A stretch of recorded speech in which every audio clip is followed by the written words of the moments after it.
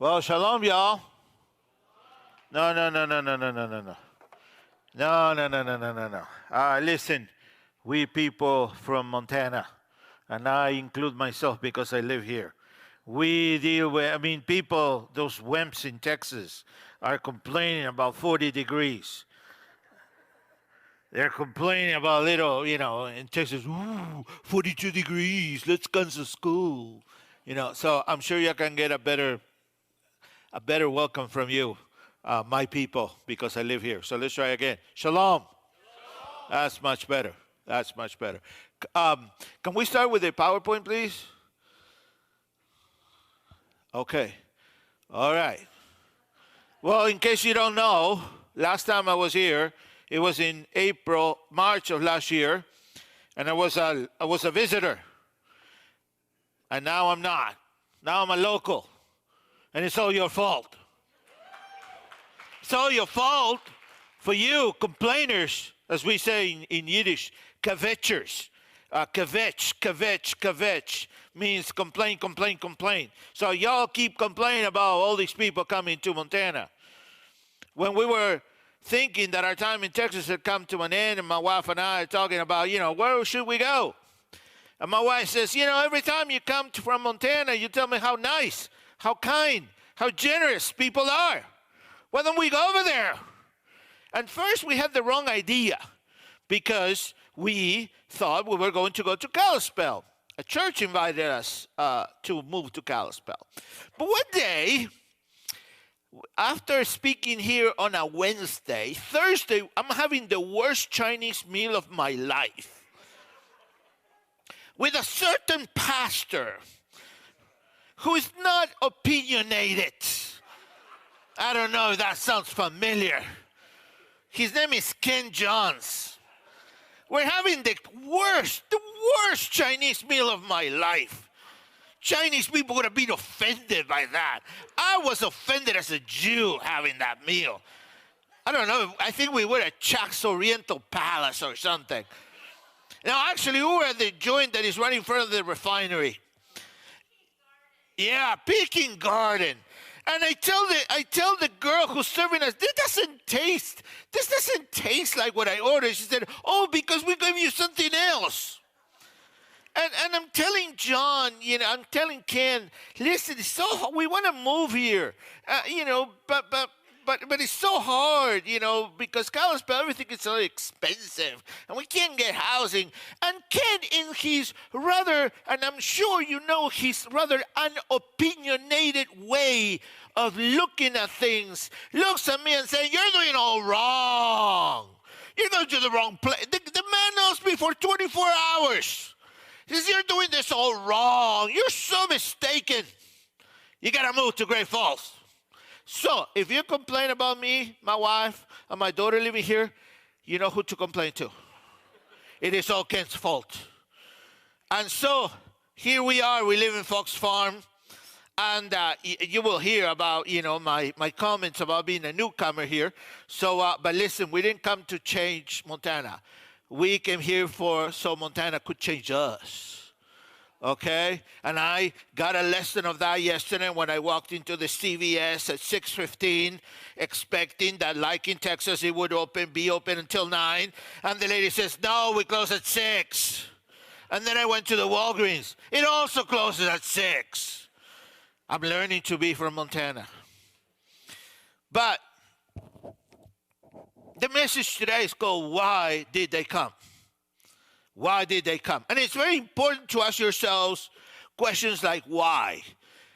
As a Jew who believes in Jesus, who serves with a mission from Israel, and live in Montana, I get this asked a lot. I was talking to a friend from New York City yesterday, and I told him that I was living in Montana. He said, why? You should see the face of horror when they say, why?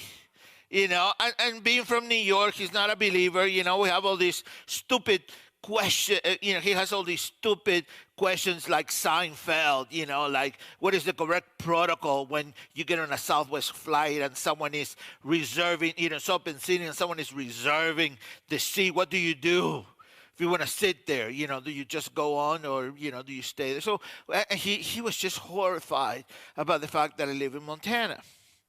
But friends, it is important in life and in everything to ask yourselves questions like why.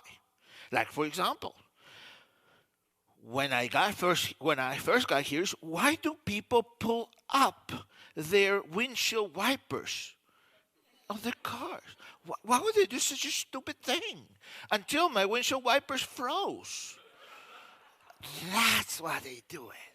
Or why do people want to shoot deer? Before I came to Montana, some of you have heard this. Why would you want to shoot such a innocent, beautiful creature?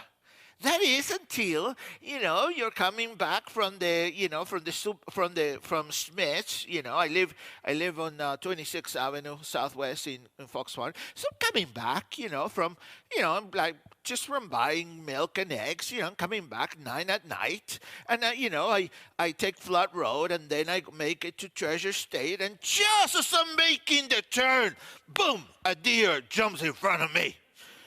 A deer who I learned is not an innocent creature. No, it's an animal with a death wish. But it feels lonely, so it not only wants to die, it wants to total your car, and if possible, kill you in the process. So why do people shoot deer? Because they're dangerous. You should shoot them. Keep them shooting. Keep them out of 26th Avenue Southwest. Because it just like nothing.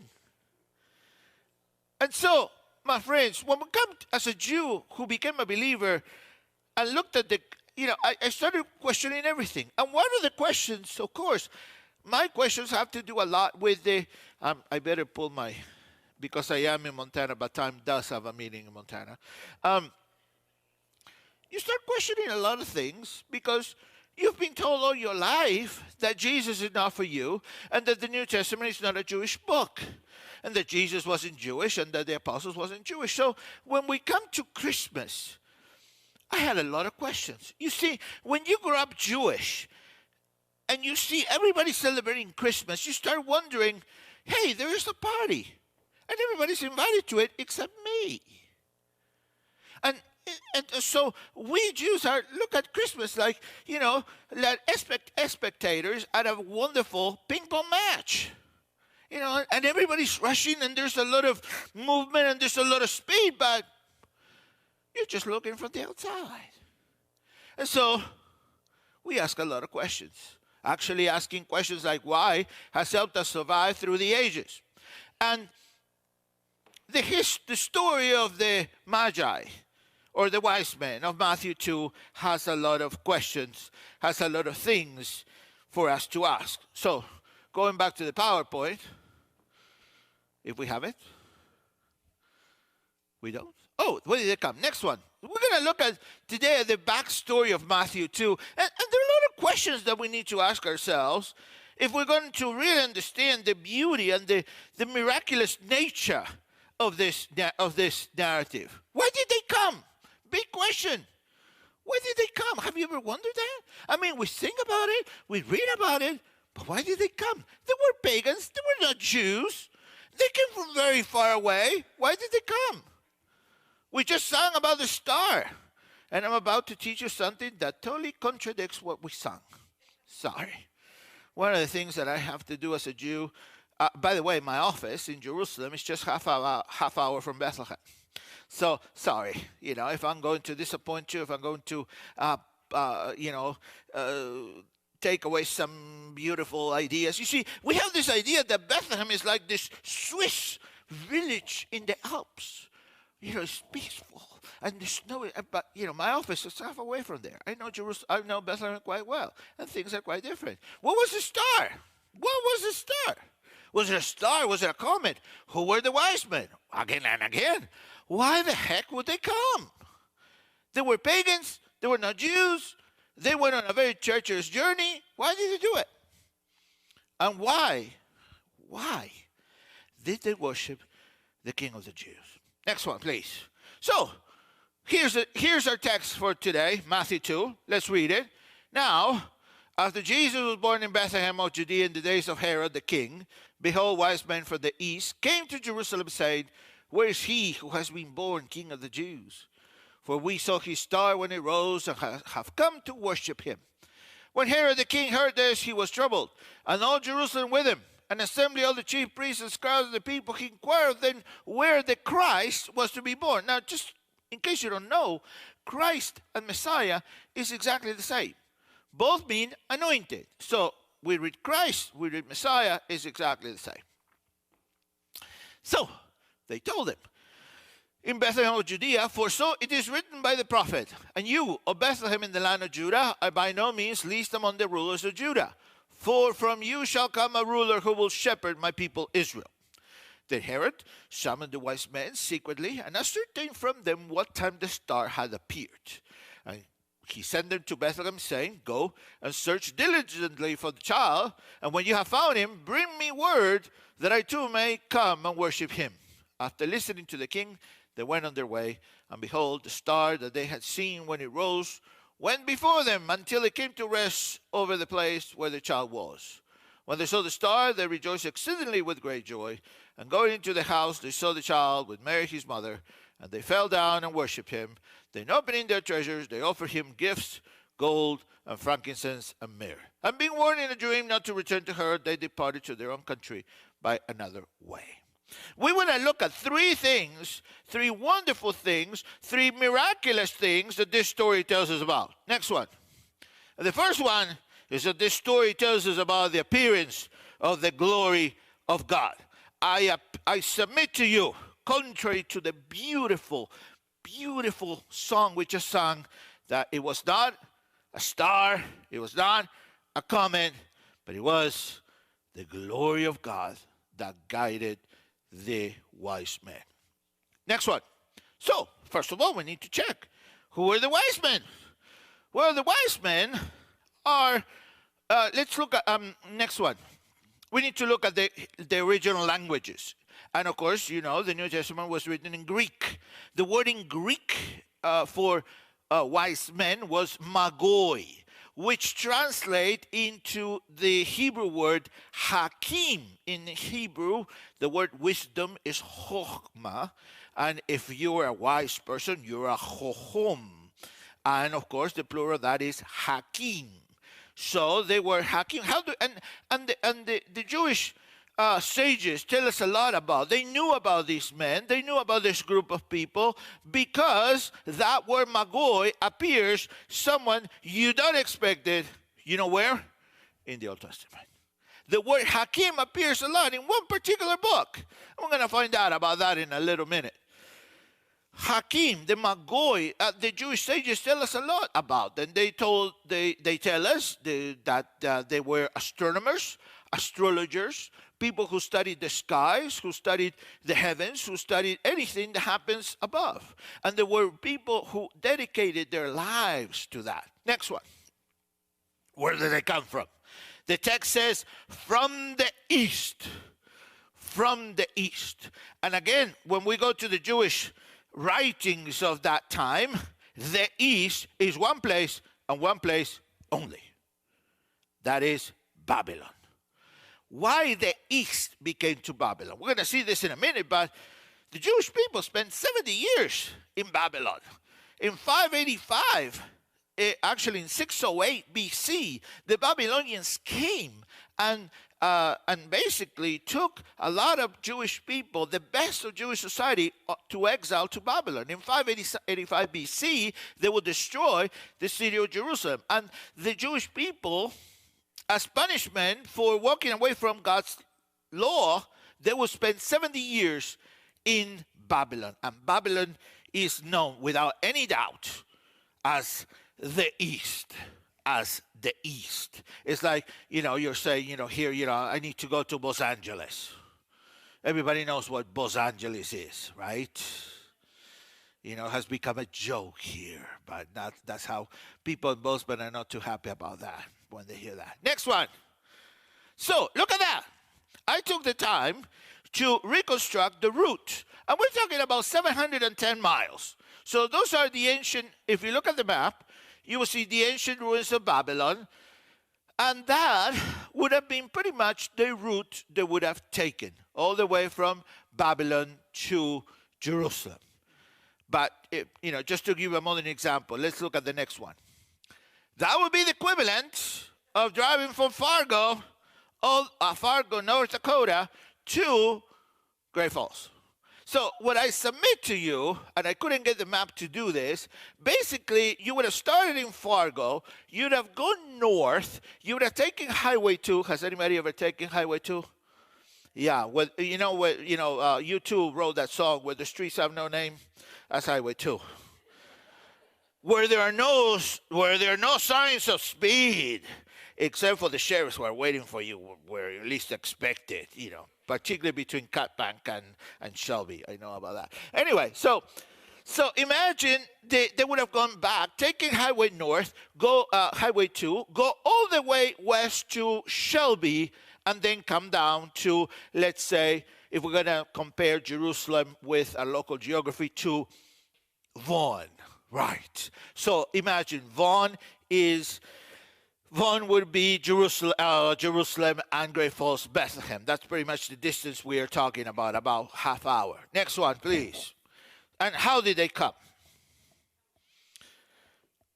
My friends, the text says something very interesting. It doesn't say a star. They didn't say we saw a star. We saw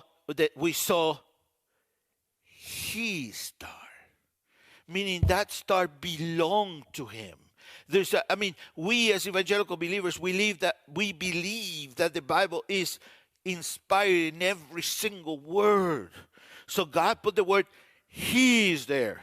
So this is not, and besides, if it was a star, again, let's go back to the previous slide, please. If it was a star or a comet, I want you to picture this. It would have started in Fargo, first would have gone north, take Highway 2, go, by the way, there at a very slow speed so that the wise men would see him, and then hover, and then make it to Shelby, make a turn south, come to Vaughan, and hover over Vaughan. If a star or comet would have hovered over Vaughan, I tell you, it would be gone in seconds. And the same thing would have happened to Great Falls. So, my friends, it wasn't a star. Actually, the word star, in Hebrew, comes from the root brilliance. And brilliance refers to, in the Old Testament, to the glory of God. It refers to the time when God appeared in a burning bush to Moses. It refers to the time when the glory of God led the Jewish people through their journey through the wilderness. So, and I submit to you, this was the glory of God. His star, his glory, the physical appearance that told the world that the King of the Jews, that God became flesh, appeared here on earth. Next point. Next one. The second thing it tells us is about the impact of the Jewish scriptures. This is something that is going to blow your mind away. How did they know? They knew because they had been impacted by the Jewish scriptures. Next one, please. Now, a little bit of history. Again, I already mentioned this. In 608 BC, Judah was conquered. Okay, everybody knows the history of the Bible until we get to Solomon. Okay, and until Solomon, we have a united kingdom. After Solomon, the kingdom gets divided in two, the north and the south. The north becomes Israel, which is conquered by the Assyrians in 721 BC, and they disappear. Judah remains for a few more years, but is conquered in 608 BC by the Babylonians. And at that time, most of the Jewish community is exiled to Babylon. Daniel was probably taken with that group. Now God, as a punishment to the Jewish people, gave them 70 years of exile in Babylon. So during the 70 years, a lot happened. And Babylon, in the book of Jeremiah, chapter 29, Jeremiah writes a letter to the exiles and say, You're there for the long run. Marry women, have children, build homes, grow crops, because you ain't getting back. Quite a dismal image. But that's what God had in mind for the Jewish people. After 70 years, and we know 539 BC, because of the book of Daniel, that Persia conquers Babylon. And in 538 BC, 70 years after they went to exile, we know that the Jewish people were able to return to the land of Israel. And so Babylon influenced Israel, and Israel influenced Babylon. At the end of the service, you're going to have an opportunity to take home for a little donation our wonderful Israeli calendar, which many of you have been able to purchase, actually to get last time I came. And you have months called Elul, Sheshban, Kislev, Tevet. These are not Hebrew names. These are Babylonian names. And actually, the Jewish New Year begins in September, despite what the Bible says. And that is, why would we begin the new year on the 7th month? Very simple, because that's when the Babylonians had their new year. So a lot happened. But also, you're going to see that just as the Babylonians... Oh, by the way, the wise men, we sing in Latin countries their names: Melchior, Casper, and Balthazar. Nowhere in the Bible does it say they were three. And I submit to you, they were not three. Because in order to make that long journey, it would have been impossible for three people. I know about making a long trip. I drove a 26-foot U-Haul truck, 2,200 miles, all the way from Texas. Thank God for travel plazas. I said, yeah, I'm just going to stop at any gas station. You can't do that, because most gas stations have a limit of $100. And you can't fill up a U-Haul truck with that. And try to put on the same card in a different pump. Can't do that either, because you're going to get a phone call from your credit card saying, Mr. Katz, someone's trying to commit fraud on your credit card. That's what. But no travel plazas in those days. How did you get food? And besides, because of the gifts they brought, they were carrying a lot of dough. So it was not three. And they made a commotion in Jerusalem. How could it be? So, friends, forget the idea of three. In my idea, it were at least 300, something like that. Because in order to be received by Herod, who was the king of ego, you really had to be someone. So we have established there were Babylonians, there were astronomers, there were astrologers, there were pagans, there were people who had nothing to do with the Jewish people. So why did they come? Because they were impacted by the scriptures. Next one. You see, in Daniel 2, we have the wonderful story of King Nebuchadnezzar saying, I had a dream. And he wasn't like Martin Luther King. He wasn't a pacifist. Because he said, so he calls out his people, or his advisors, and said, I want you guys to tell me to tell me the interpretation of the dream. And they said, sure, not a problem. Tell us the dream, we'll tell interpretation. No, you're pulling a fast one on me. I want to know if you're for real. So this time, I ain't telling you my dream. You need to tell me my dream. And you need to tell me interpretation. Well, my king, we can't do that. Well, if you can't do that, then I'm going to kill you all. And imagine the panic among the astronomers and the people that time. So they call Daniel. So Daniel says, my king, don't kill them. Rather, let me tell you the dream. So he comes and tells him the dream. The king doesn't kill an interpretation. Nebuchadnezzar doesn't kill all this group of people. And as a result, this is what happens in Daniel 2:48. Then the king placed Daniel in a high position and lavished many gifts on him. He made him ruler over the entire province of Babylon and placed him in charge of all its wise men. Whoa! Next one. Daniel was a wise man. Daniel was a predecessor of these people who came that we read about in Matthew 2. And so what happens? Next one. So how do we get, so this is what I think happened. Daniel saves the wise men and becomes the chief wise man.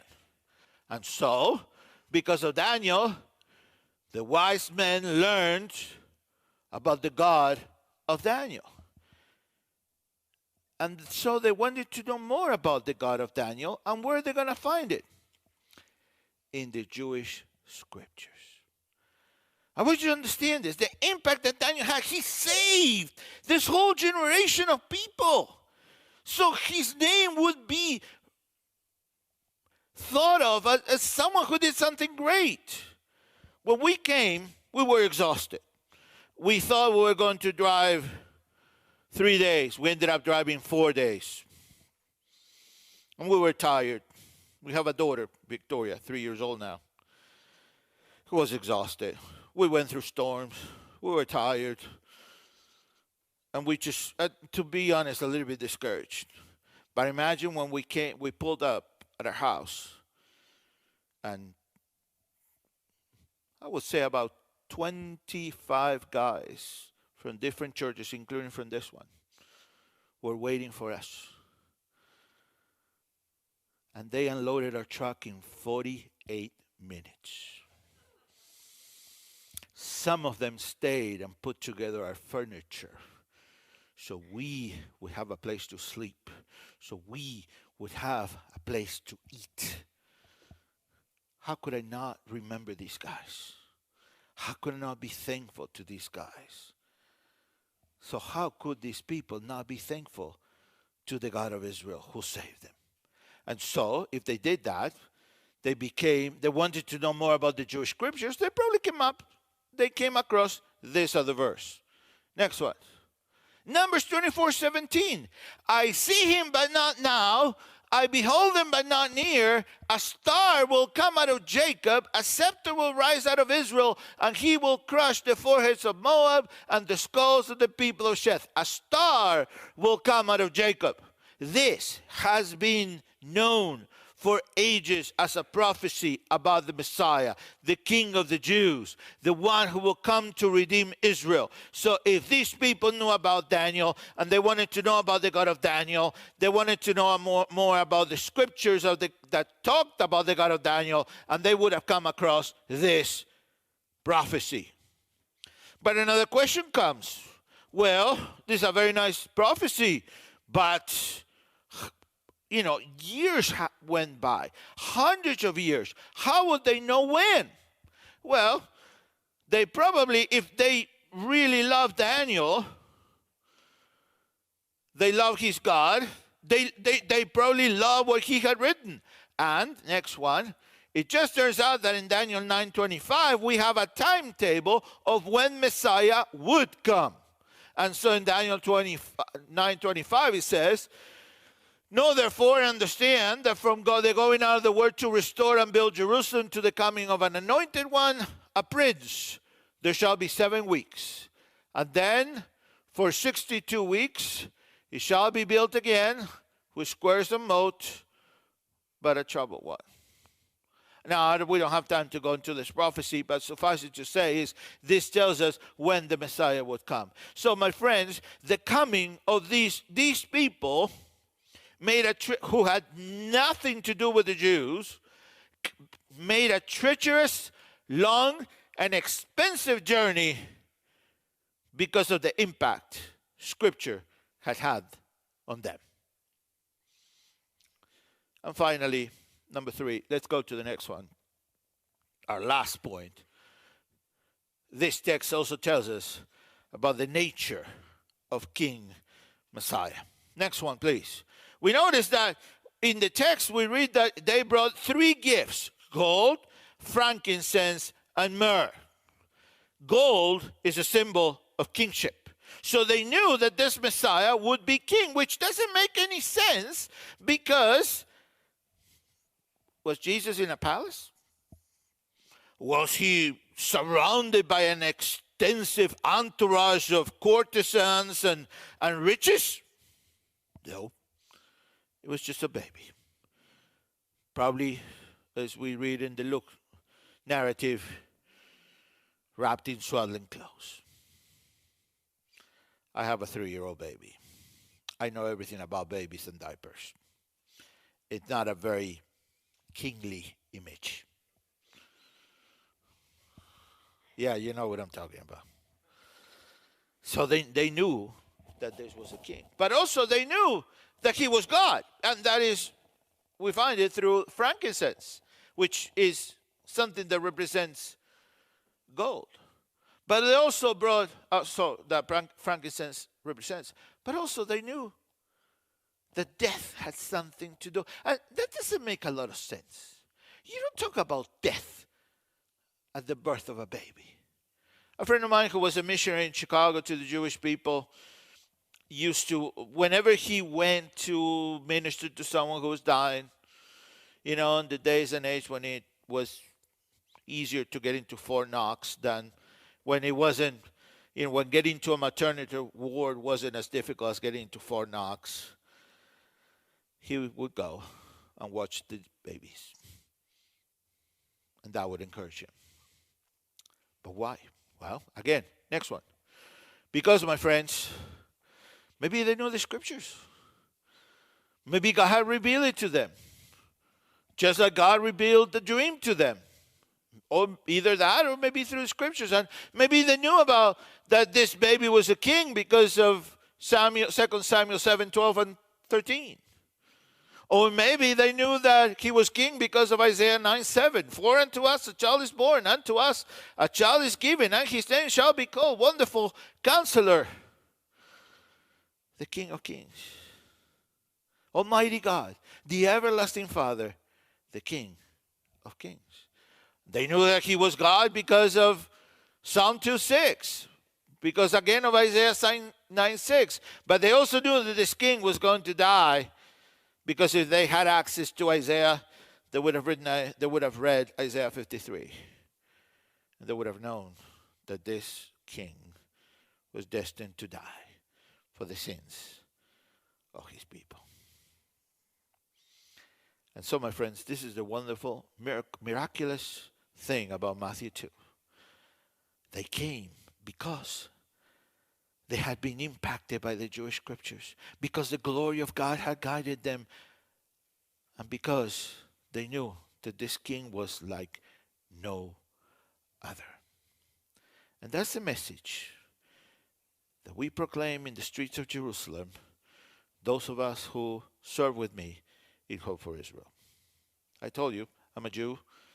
I'm a Jewish believer in Jesus, and I serve with a mission from Israel, and I live in Montana. Now, I don't get to go like Paul did to Asia Minor.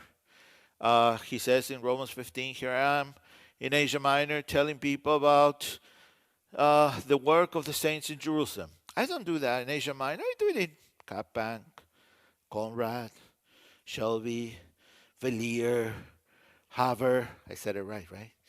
It's now Haver, it's Haver, Billings, and so forth. And today, my friends, I'm here representing my brothers and sisters who live and minister half hour from the place where our Lord was born. And it's sad that most believers say that the biggest letdown of their trip to Israel, when they do it, is the trip to Bethlehem.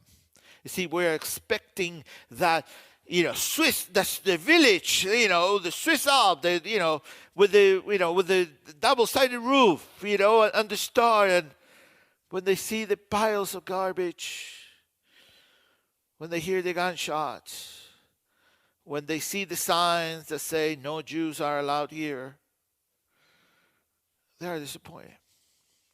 So, my friends, we need, until Messiah comes back, we sing, O come, Emmanuel, come ransom captive Israel.